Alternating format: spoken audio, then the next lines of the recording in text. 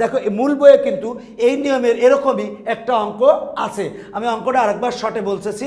প্রথমে যেটা দেওয়া আছে সেটা লিখছি, এটার মান বের করতে বলেছে। আমরা পি কিউ আর মানগুলো যে দেওয়া আছে, যে মান, সেই মানগুলো বসিয়েছি।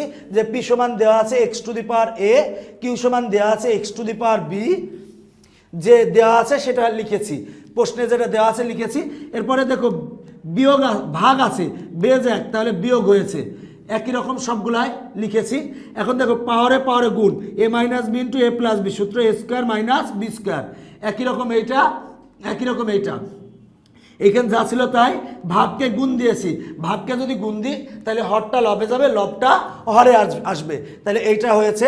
এখন দেখো এইটার বেজ এক্স, এইটার বেজ এক্স, এইটার বেজ এক্স।